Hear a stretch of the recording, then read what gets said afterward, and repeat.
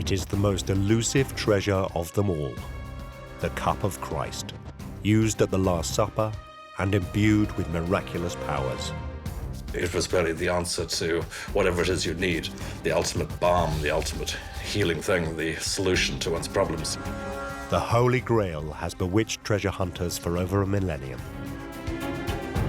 And Heinrich Himmler, the head of the Nazi SS, would become obsessed with finding it. Don't underestimate Heinrich Himmler. What he wants, he gets. He scoured the world in his search and was said to have sent special forces on top-secret missions. Who better to send on your Grail quest than Otto Skorzeny, the ultimate one-man Nazi fighting machine? And he placed the resources of the SS in the hands of Germany's foremost Grail hunter. Otto Rahn was really the real Indiana Jones, who would eventually give his life in the ultimate Nazi treasure hunt. This is the story of Himmler's quest for the Holy Grail.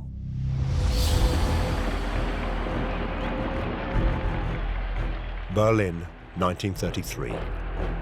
The Nazis are in full control of Germany. Otto Rahn, a young cash-strapped writer, is heading to a meeting. He is answering a mysterious telegram. An anonymous benefactor has offered Rahn 1,000 Reichmarks a month, a very impressive wage, to write a book. The meeting is at 7 Prince Albertstrasse. Rahn has no idea who will be waiting for him.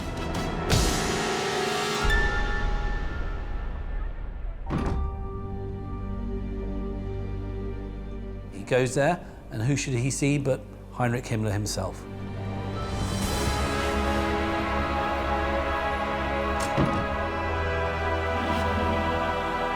Reichsfuhrer Heinrich Himmler was the second most powerful man in Nazi Germany, second only to Adolf Hitler. Himmler was the head of the SS, a fearsome paramilitary organization which controlled much of the Nazi state. He charged Rahn with a remarkable, almost unbelievable mission: to find the Holy Grail.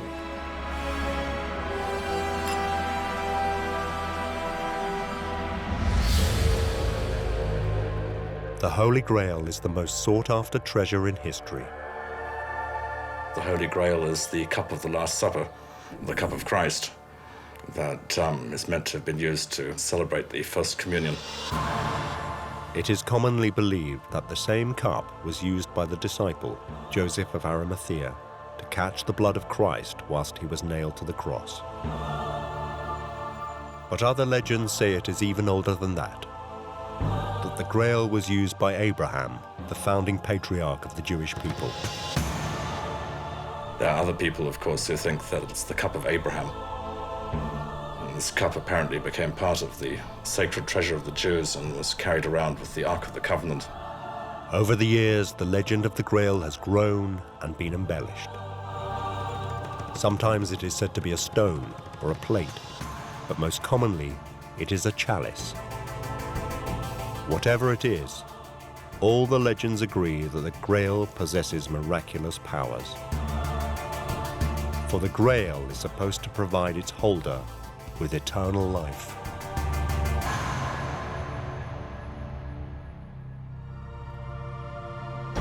Grail is really the answer to whatever it is you need, the thing that will fill you up when you're empty, that will heal you when you're wounded.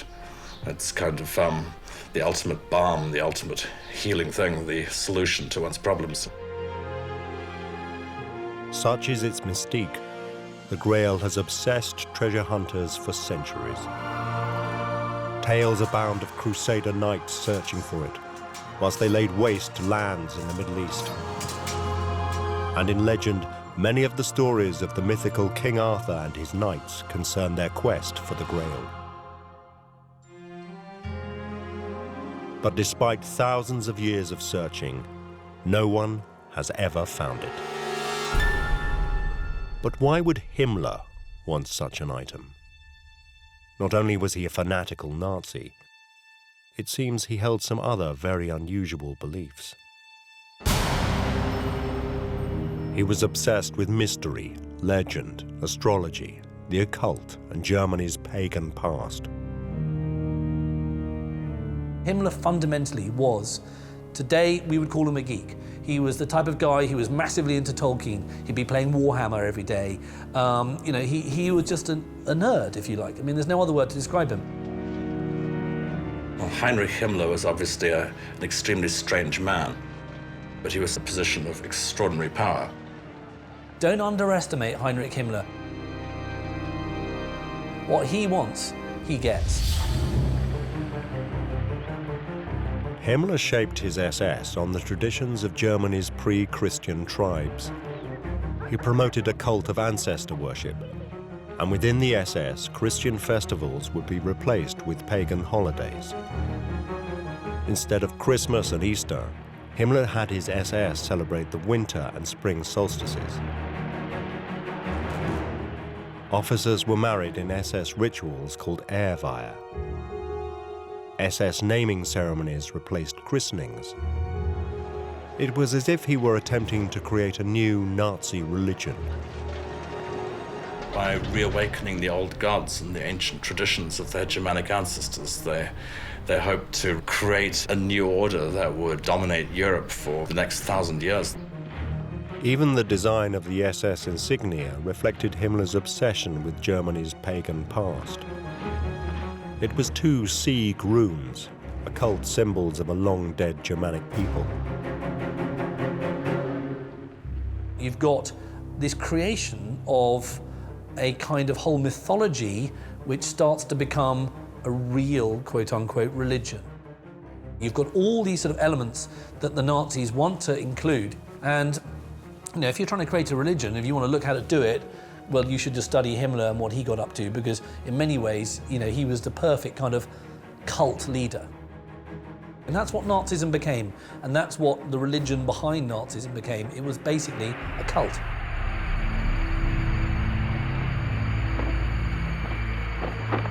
Himmler's obsession with mysticism led him to focus on one of the greatest legends of all: the legend of the Holy Grail. He selected for his headquarters Wewelsburg Castle in northeast Germany. He installed a round table and a ritual chamber in the basement of the north-facing tower. He named rooms after King Arthur and the Holy Grail. This was to be Himmler's Camelot, a castle for his new knightly order.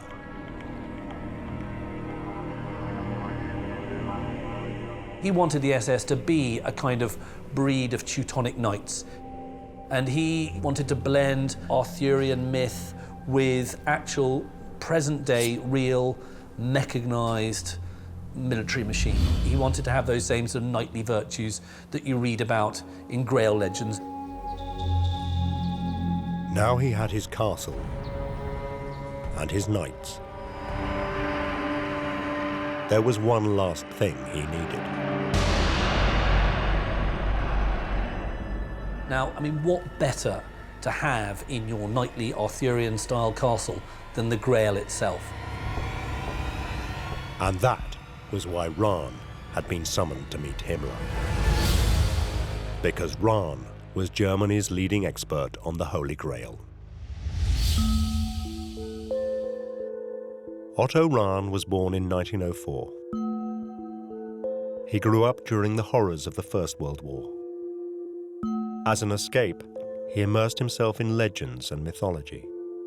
He was enamored by all the myths and legends of the old days, because the present was not so nice. So that he fled back in books and stories, and the stories of Wodan and Donor and all the Nordic stories. His favorite myth, very popular in Germany, was about one of King Arthur's knights of the Round Table, Percival, known in Germany as Parsifal. The best-known version of the story was written by Wolfgang von Eschenbach in the 13th century. In the tale, a young Parsifal searches for the elusive Grail. In Eschenbach's version, the Grail is not a cup, but a rock. The Grail is described as a hard, dark stone, which is contained in a reliquary. And Eschenbach says whoever has this stone or is near to it will have eternal life and will be healed. According to the legend, Parsifal eventually finds the Grail in a mythical castle which Eschenbach calls Münzalbesch.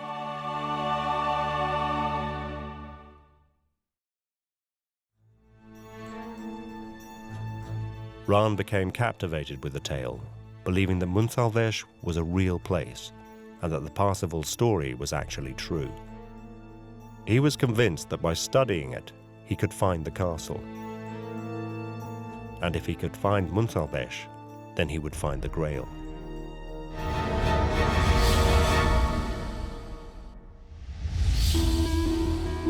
The young Rahn threw himself into researching these myths. I think Otto became enthused with the idea of actually finding the truth behind these legends. Also, he had a very methodical German mind. He was trying to really back-engineer the myth by finding the historical personages that became the figures in mythology. We can see in his work that there's maps and genealogies. After years of researching, Rahn eventually discovered a clue.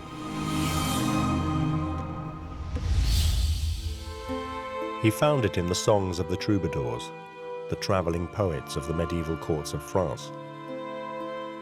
Otto Rahn rightly decided that the troubadour songs were really the only authentic record of what had happened. That a lot of the written records had been destroyed, but through oral tradition, through the songs and through the legends, echoes of what had really come down still survived into the present day. In some of these songs, the troubadours sang of a medieval religious sect called the Cathars. The Cathars were said to have owned great treasures, including a sacred relic, a rock that had fallen from heaven. Rahn was sure that this relic must be the Holy Grail, as described by Eschenbach. The Cathars certainly were real. They were a 12th century religious sect, predominantly from the Languedoc region of southwest France. What we call Catharism is really a variant of Christianity which believed that you needed no intermediaries between man and God, that any individual could have direct communion with the divine, which meant that the entire hierarchy of priests, prelates, cardinals, the entire church was kind of irrelevant, which also bugged Catholicism no end.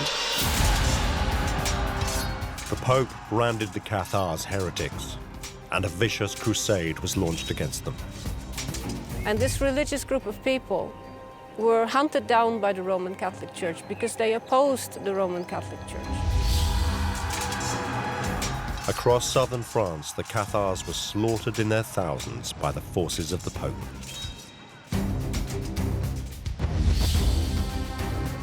The last remaining Cathars were besieged in a mountain fortress called Montségur.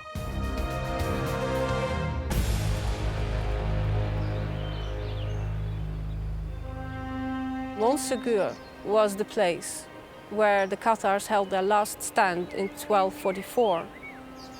This is when the armies surrounded the castle for 10 months. Eventually, the odds were just too much for them, 10,000 against approximately 300 fighting men. After a 16-day truce, the surviving Cathars under their last priest, Bertrand Marty, were chained by the hands and the neck and dragged down the mountain at dawn, hanging them, cutting their throats as a way of destroying the faith once and for all. And finally, after they surrendered, 200 Cathars were burned at the stake. So it is gone into history as the last stand of the Cathars.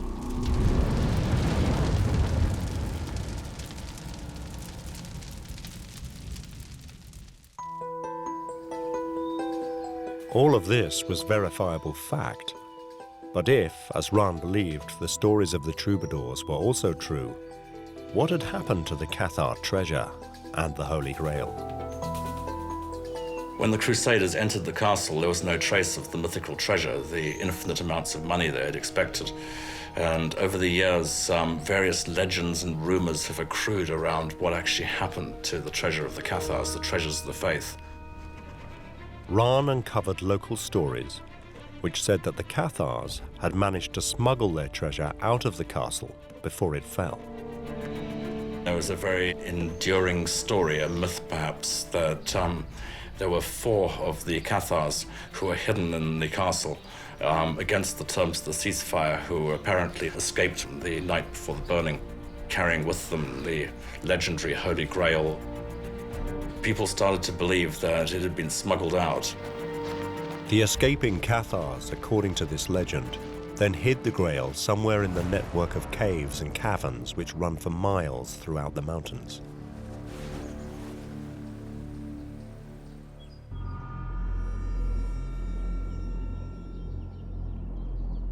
Rahn became convinced that the legend was true and that the Grail had to be hidden at Montségur.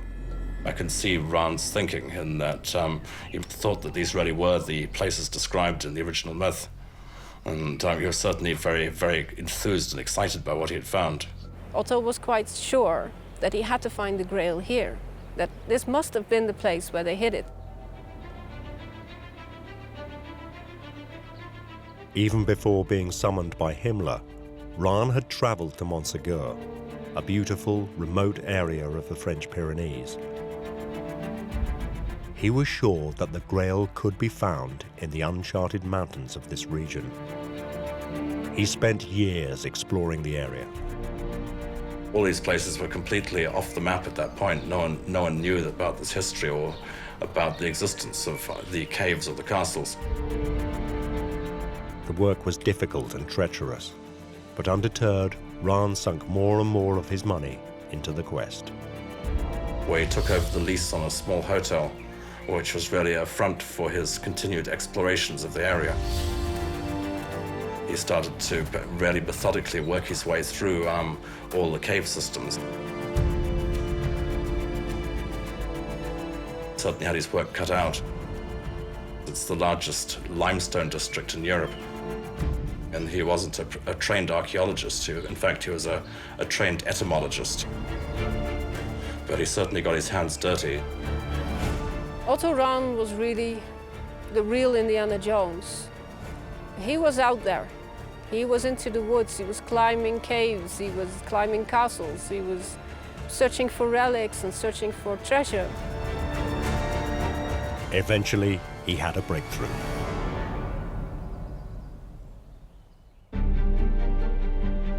Deep in the caves, he found childlike engravings, which he copied in his notebook. In a cavern known as the Bethlehem Grotto, he discovered a strange pentagonal depression carved into the wall. He believed that Cathars once stood in the pentagram when they were being initiated into the order. Rahn also uncovered human skeletons in the caves, which he believed were Cathar remains. To Rahn, this was solid evidence that the Cathars had brought the Grail here. If he could only explore deeper into the caves, Rahn was sure that he would eventually find it.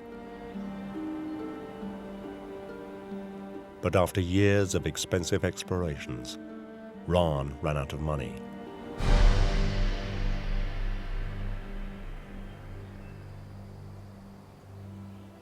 Otto left France under something of a cloud. He was unable to make the payments on the hotel he'd taken over, and he hadn't been able to pay his staff, and there were in fact legal proceedings against him.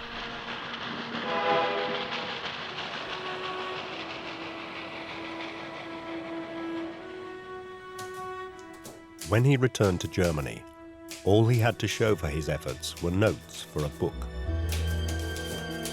But unknown to Rahn, a copy of his book would fall into the hands of the one man in Germany who had both the resources and the will to relaunch his expedition: Heinrich Himmler.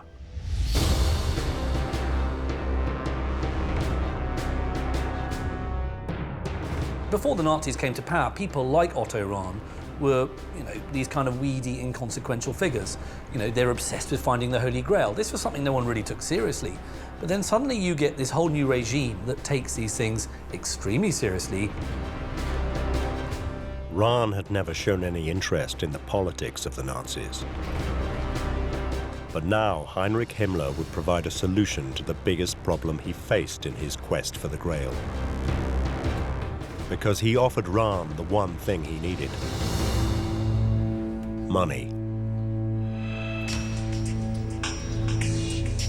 He was told that the SS would take over funding his research, that they'd give him all the money he needed to continue his search.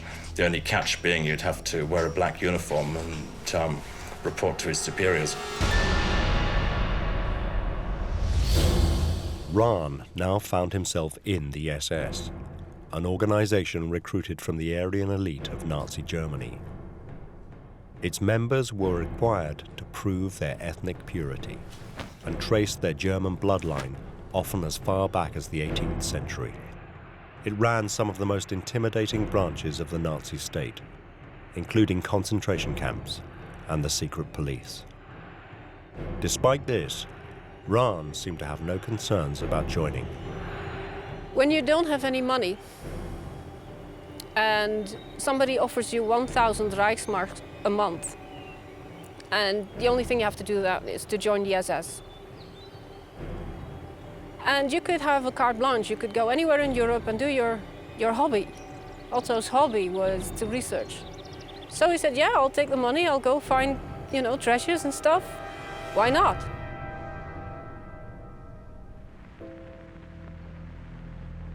In 1936, on Himmler's orders, Unterscharführer Rahn joined one of the strangest and most unusual outfits in the SS, a unit entirely staffed by academics. It was called the Ahnenerbe.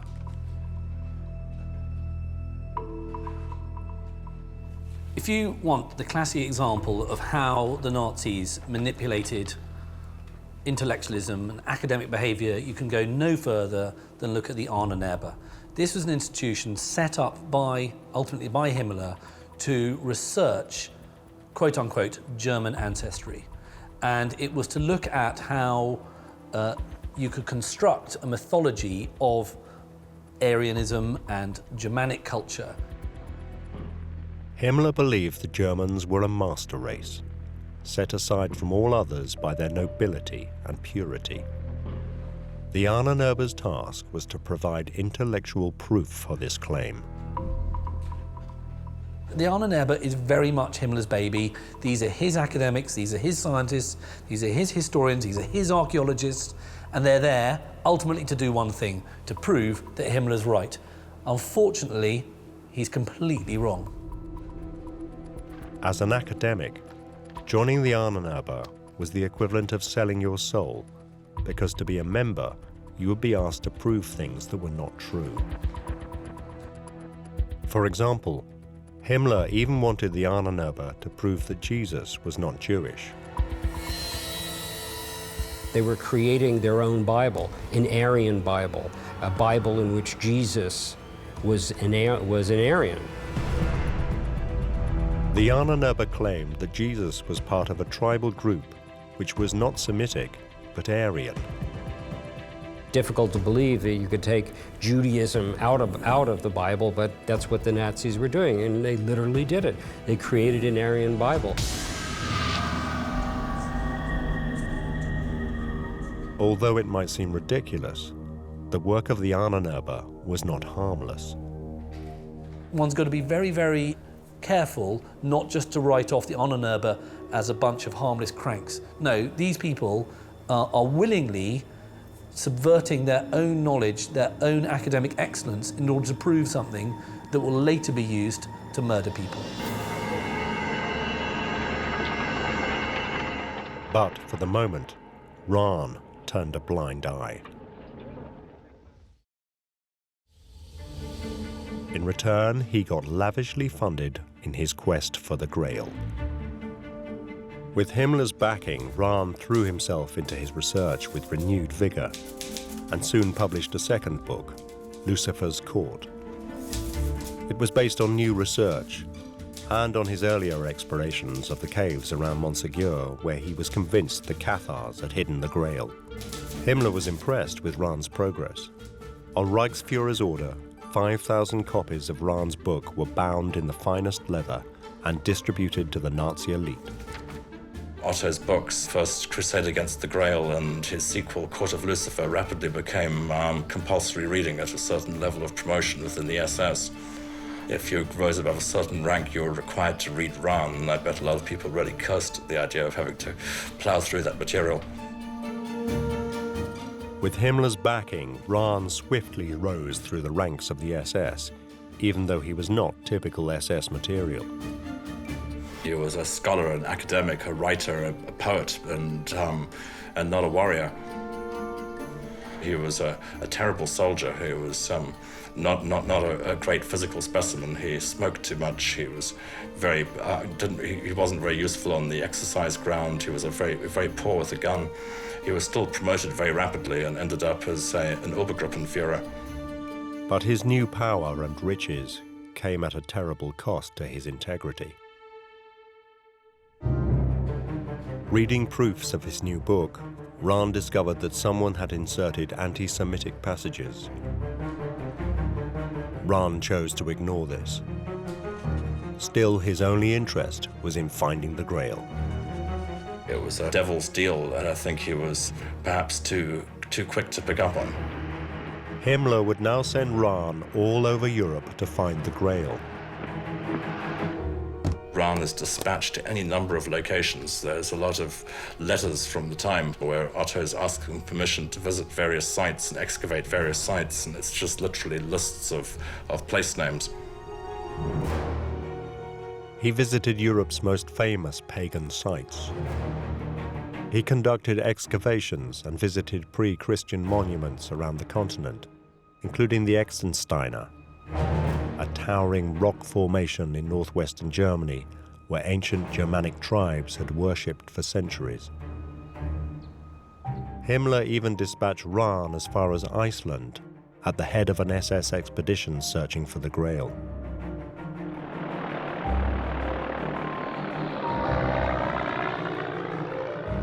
But despite a worldwide quest lasting over 2 years, Rahn couldn't find it.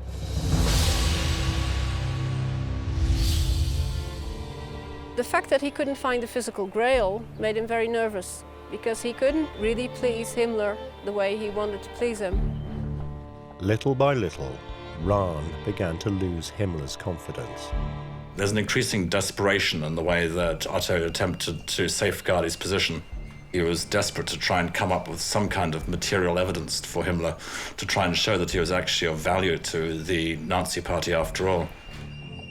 And when Rahn returned from one of his trips, he began to see the SS for what it really was. A terrifying force that oppressed and brutalized its victims. Really, it became a kind of a state within a state, almost like a parallel form of the police force of the army. Otto was away a lot, so he didn't really see it much. And when he did come home in Germany, he noticed the change, he noticed the difference.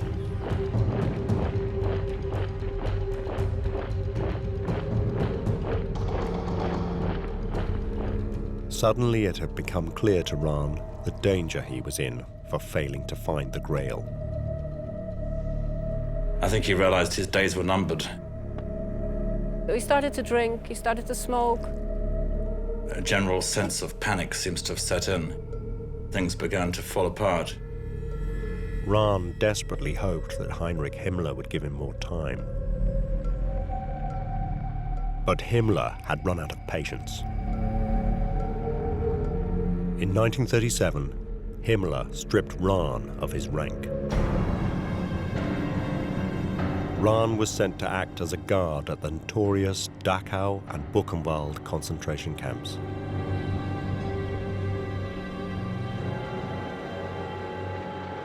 The concentration camps were built by the Nazis to imprison political and social undesirables.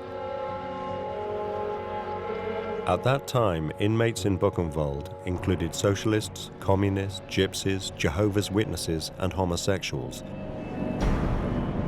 who were herded into inhuman conditions.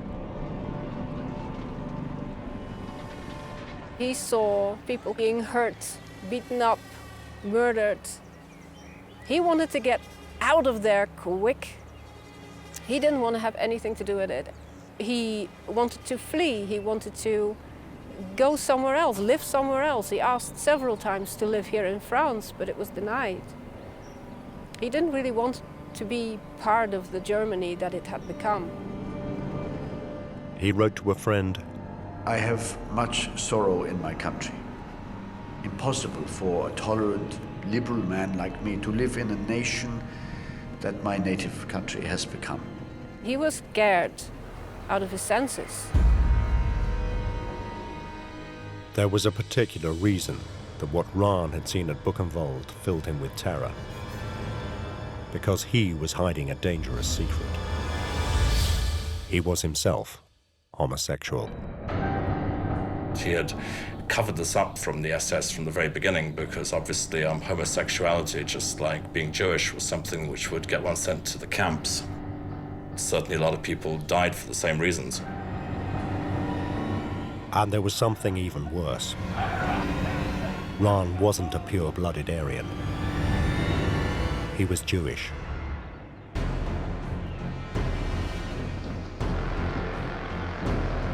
He had Jewish roots through his mother, Clara, which succeeded in covering up for quite a long period of time. As a member of the SS, Rahn was required to prove he was of pure Aryan descent. It was something he had been deliberately avoiding. There's also the matter of his Ahnenpass, the certificate of racial purity that he was meant to fill out, which he never submitted. An Ahnenpass needed to show 4 generations of a pure German bloodline. For Rahn to have submitted his would have been tantamount to suicide. He had hoped that if he could find the Grail, then no one would be concerned about his Ahnenpass. But he had failed to find it. And in 1939, his luck finally ran out. People found out that his parents, especially his mother, was Jewish. And it was obvious that he was gay. There were so many people saying it, proving it to his superiors. A gay Jewish SS officer could not survive long in Nazi Germany. Coupled with his failure to find the Grail, Rahn's options were narrowing. Plainly, Otto's position within the SS became untenable. He must have realized that it was suicidal to stay.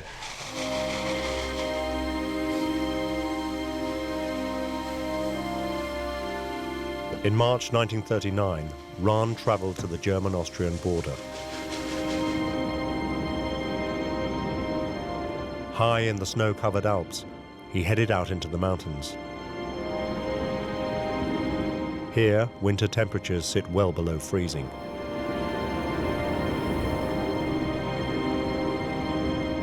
Rahn took with him only a bottle of whiskey and some sleeping pills.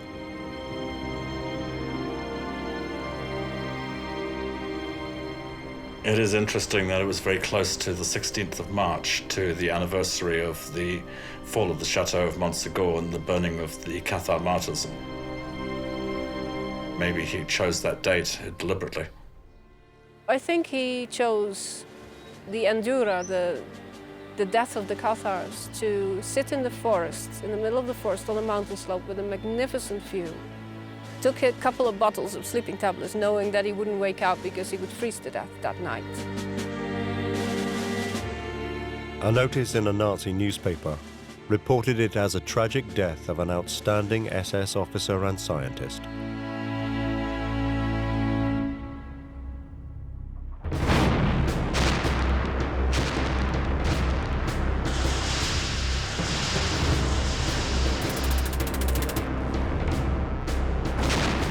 In 1939, Europe descended into war.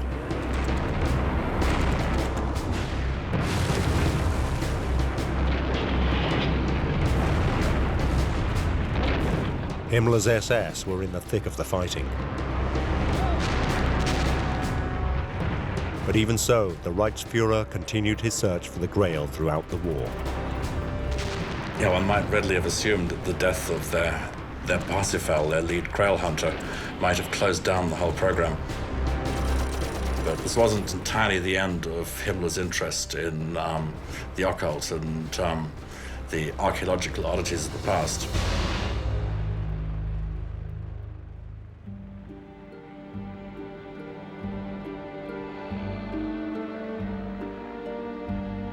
In 1940, Himmler accompanied Hitler on a mission to Barcelona to convince Spanish dictator General Franco to bring Spain into the war.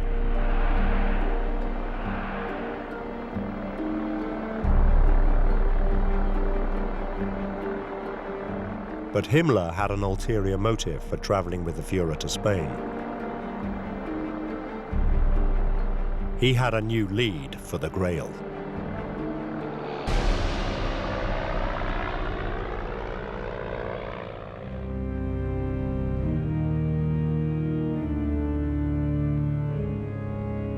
It took Himmler to Montserrat Abbey in the Pyrenean Mountains, an hour from Barcelona. An abbey built on the foundations of an ancient castle. The SS had uncovered an age-old Catalonian folk song about a Grail-like mystical font of life at that castle.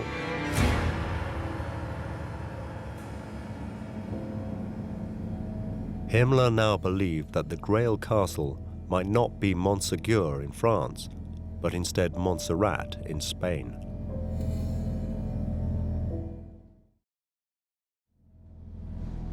Himmler ordered that the sole German-speaking monk at the abbey, Andrew Ripple Noble, should help him with the quest.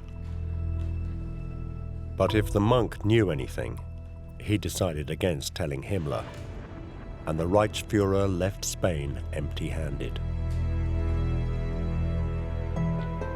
However, it seems that Himmler's quest did not end there.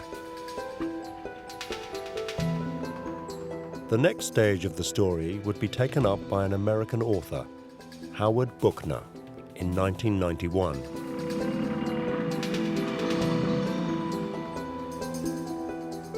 As a young man in 1945, Buchner was part of the American advance through Europe. Like Rahn, he would become fascinated with the legend of the Grail. Colonel Howard Buchner had been a surgeon with the American Army 3rd Battalion and was allegedly the first Allied doctor to enter Dachau. There, he supposedly uncovered information from a captured SS officer, which he included in his book about the Nazi quest for the Grail. Buchner wrote a book called Emerald Cup, a very curious book. According to Buchner's sources, now that Himmler had ruled out Spain, he once again focused his attentions on the French Pyrenees. But this time, he decided on a radically different approach. Frustrated with the efforts of academics such as Rahn, Himmler now called upon one of the Reich's greatest military heroes to take up the quest. Otto Skorzeny. He's a bear of a man. He's very tall, he's very charming, he's very imposing, he's got a dueling scar down one of his cheeks, and in many ways he's a pretty unreconstructed Nazi. Skorzeny was the chief of Germany's special troops, the most famous and feared commando in the German army. Bold, fearless, and a hero to the Nazi faithful. Buchner claims that Himmler had dispatched none other than Otto Skorzeny, the famous paratrooper and commando, allegedly the most dangerous man in the world, to retrieve the sacred treasure. Himmler's tried the academics, he's tried the boffins. Why don't we send Otto Skorzeny? Skorzeny was more than qualified for the task. In September 1943, he had led a daring raid on a prison in the Italian Alps to free the captured Italian dictator, Benito Mussolini. Dropping in by glider with a squadron of elite German commandos, They came under heavy fire.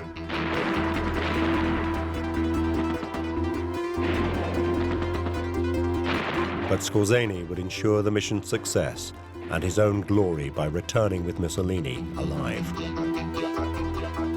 He's, in many ways, represents kind of the ultimate one-man Nazi fighting machine. Now, who better to send on your Grail quest, supposedly, than Otto Skorzeny?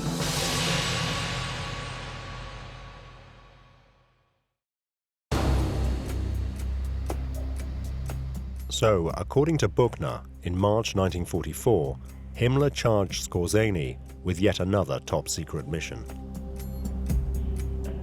But this time, to the castle of Montségur in France to find the Grail. Skorzeny decided to look again at Rahn's theory that the Grail had been taken out of the castle 700 years before by escaping Cathars. Colonel Howard Buchner believed that Otto Skorzeny was able to look at the chateau with a military mind and imagine how such a feat might be possible. Until now, nobody could understand how the Cathars could have escaped. 3 sides of the castle were besieged by thousands of soldiers, and the remaining side backed onto an impassable precipice. But by studying this cliff, Skorzeny had a revelation. One side of the castle is this sheer cliff, and obviously everyone thinks, well, the Grail can't be hidden there because that's impossible. There's no way they could have done that. But Skorzeny, because he's this supposed tactical military genius, is the first person to say, but what if it is hidden there? Skorzeny worked out that by using ropes, the escaping Cathars could have lowered themselves unseen over the castle walls and down the cliff face. If he was right, everyone else had been looking on the wrong side of the mountain. Skorzeny quickly assumed that the Cathars would have taken the least likely route out of the castle and escaped down the sheer side of the cliff. And according to Buchner, he swiftly picked up their trail from the base of the cliff.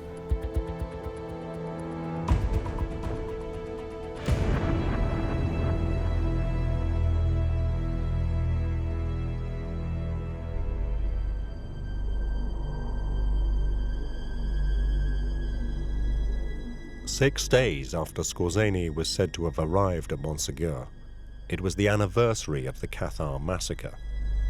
March the 16th, 1944 was the 700th anniversary of the fall of the chateau.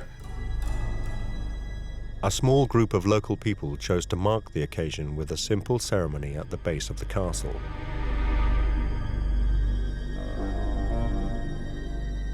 Then, something unexpected happened.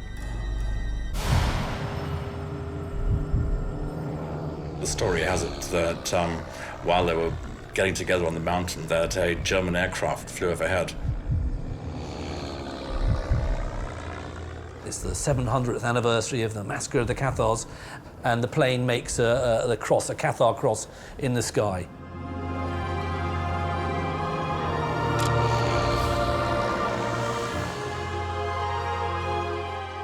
Howard Buchner claims that this was a sign from Himmler that Skorzeny had been successful in his mission in recovering the Emerald Cup.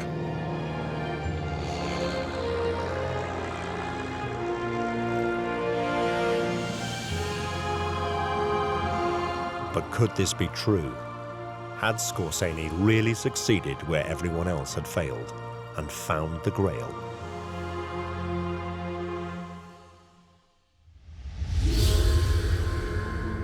Buchner's story is certainly entertaining, but there is one fundamental problem with his account. And that concerns Otto Skorzeny.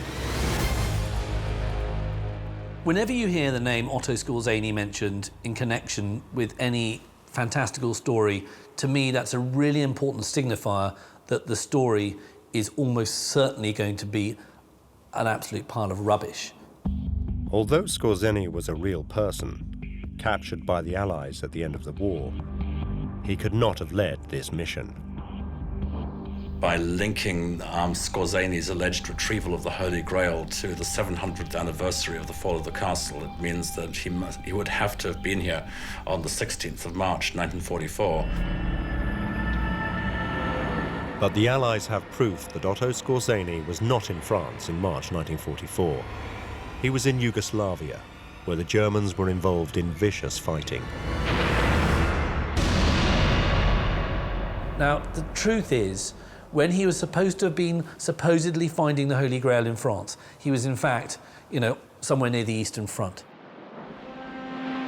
Buchner's story gets even wilder, with the Grail being taken by Nazi U-boat to Antarctica, where it is placed in a cave of ice in a secret Nazi base in the Mühlig-Hoffmann Mountains.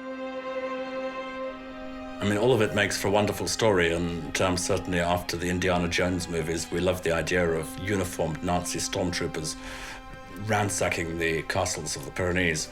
I mean, this is fun, but it's just not true. But even though Buchner's story is just fantasy, the story of the Nazi hunt for the Grail is not. Heinrich Himmler was obsessed with mysticism, and he did fund expensive expeditions for the Grail, including Rahn's. But he never found it, because in all probability, it never even existed. Heinrich Himmler was eventually captured by the Allies at the end of the war and committed suicide whilst in British custody. This is the house in Lüneburg where Himmler committed suicide. In that room, the most despicable of all German criminals contrived to take poison after arrest. But the horrifying truth is that millions of people across Europe would lose their lives on the direct orders of this man. Orders which the Nazis attempted to justify through the work of the Ahnenerbe and men like the Grail hunter Otto Rahn.